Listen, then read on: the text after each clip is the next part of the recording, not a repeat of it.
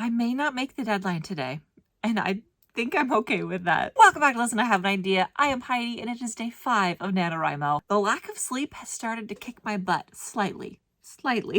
Today I had a very busy day. I was not able to write at all, and it is currently 9:20 p.m. and I still have not written anything yet. I know that this is a numbers game, and I know that I should hopefully be able to get the words in for today. I'm crossing my fingers. But I feel like if there were a day where I was okay with not writing, it would be today. I already know I'm not getting that daily par badge. I don't want to not write today because I have so many ideas and I have a schedule that I need to keep to. I'm gonna actually sit down and write.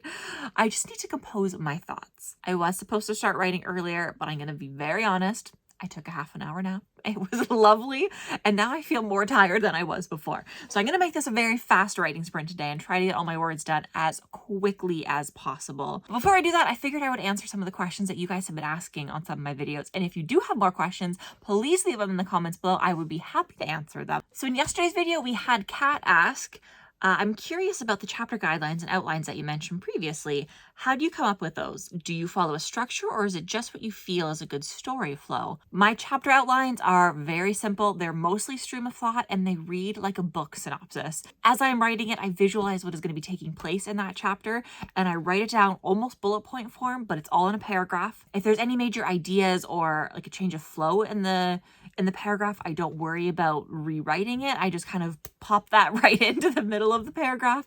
If I have a big reveal or something is super important to that chapter and I need to make sure that I myself know for later on, hey, pay attention to this, I will put it in all caps. I usually will highlight character names. That way when I'm skimming through, I can very easily find it. Either that or put them in all caps. All caps is great for picking out different spots. You can bold things as well. I normally don't bold. I either do all caps or highlight it. Sometimes at the bottom, I will have little other segments of actual bullet points of things I want to include. But for me, it just reads like a synopsis, and I enjoy going back and updating it. Every story that I've worked on before has been a little bit different, but this one I feel as if I'm the most organized. I have the most planned out. Everything is pretty much going according to plan. Somebody else mentioned that this is their first nano that they're ever participating in, and they were dealing with a little bit of eye strain from staring at the screen for so long. I replied to this one, but I figured I would talk about it here. My biggest recommendation for this would be to try some writing sprints. So planning for a couple of minutes before you start writing, set a timer for 10 to 20 minutes. Once you've done quite a few sprints, you'll get to know your groove of things, how much time really works for you. But start off small. You can start off even with 5 minutes. I like to go between 10 and 20 minutes though, write for that small amount and then take a break. Step away from the screen, do something else for a little bit, and then go back. I find that does help with eye strain. Once you get more used to sitting in front of the screen for a long time trying to write, especially when you're staring at just a blank screen, setting a timer, or in my case, I like to time lapse myself, that really puts me into a focus mode of I got to be writing for the specific set of time, remove all distractions, and do nothing but focus on your project. I had somebody else mention that if I ever did live streams, they would be interested in watching. Unfortunately, I have tried it, and I'm sorry, it's just not for me. That is not a content format that I particularly find myself thriving in. I can get very easily distracted, and I feel like I would not be productive at all during a live sprint, and I would definitely not be productive for you guys if we did a live sprint either. Who knows? Maybe later on we can do something, or maybe next year.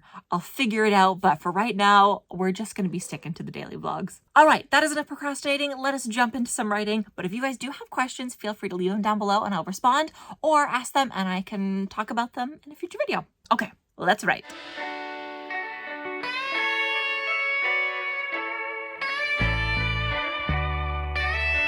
It is 10:04 and we are stopping here for the night. As you can see, we did not meet those daily targets for today. Just 682 words, not even meeting the next 1,000 goal. The words, they were getting the best of me. You know the drill. Time to add these words in. 682. This is our mood today. I'll explain why in just a minute. Go like that. There we go. We're barely meeting that halfway goal. That's okay. We're going to see a little bit of that suffering in that word count, but that's okay. So why am I calling it quits after just half an hour of writing?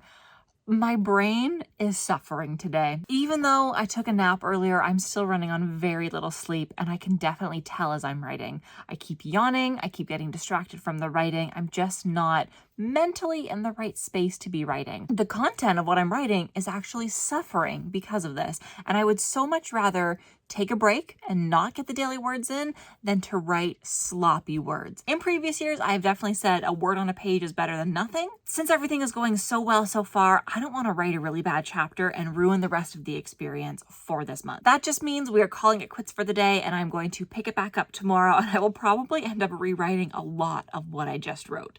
Even though it was 682 words, I feel like I wrote nothing and just garbage all at the same time. The other problem that I had too, which you guys should take as a warning, is back up your projects. I nearly lost chapter 5. I don't know what I did, but after I ended the time lapse, I went through to go check a couple things and chapter 5 disappeared. I couldn't find it for a solid minute. It turned out I just moved it to a different folder, but it really made me think, oh, I should probably back up my project now. If you're in the same boat, does not matter what program you were using to write. If you're using Scrivener, if you're using Google Docs or anything else, back up your writing. Make a secondary copy of it and save it somewhere that you can easily access just in case anything happens. Because if chapter 5 had disappeared, I probably would have cried. If I can't be productive writing, I may as well try to be productive in other ways. So one of the things I like to do is I like to have a printed out calendar for the month and chart how I am writing or how much I am writing per day. I know all those stats are available on the NaNoWriMo website, but I figure I like to have it just so I can see it. I can glance over and see, oh wow, you really did good that day, or kind of want to hit a goal sooner. This is my example from a couple of years ago, NaNoWriMo 2020. So you can see all of the daily word goals for the day are on there, and I have penciled in how many words I wrote on the actual day. If you can see, I won on the 26th of November, and apparently I did not write on those last 2 days. Oh well, this year I did not print out a calendar that had all of the daily goals on it. It was just a blank calendar, and I'm going to keep it that way. That way I can write my daily words in nice big letters on it. So let me spin you around and I will show you my calendar. This is my calendar here. It sits right on top of where my second monitor is, which you can see in my time lapses. That is the calendar there, and we are just going to be penciling in all of the numbers of what we have written so far. There we go. There's all of the days. What I'm going to do in addition to it, sometimes I like to add little notes along the side of the calendar. So I'm actually going to write how many words total this week was. So it is 17,708 total. As the weeks progress, I will infill all of that information and then put my weekly totals.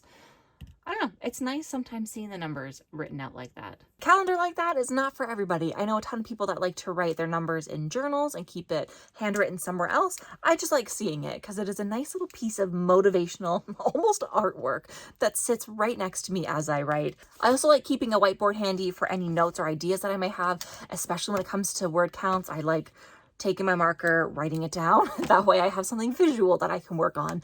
And with it being a whiteboard, it's so easy to erase everything and just keep writing new ideas on it. Today's video is a nice short one. Definitely makes for a much different type of video than the last couple of days where it's just been go, go, go. But we all need the change. We all need that little bit of a break. And today I am going to be taking it. Tomorrow we are off all day. I have no plans but to write. Everything is going to be writing related tomorrow, so be prepared for another long one. All right, that is it for me today. Thank you so much for watching, and I will see you tomorrow with another video. Until then, happy writing. Bye.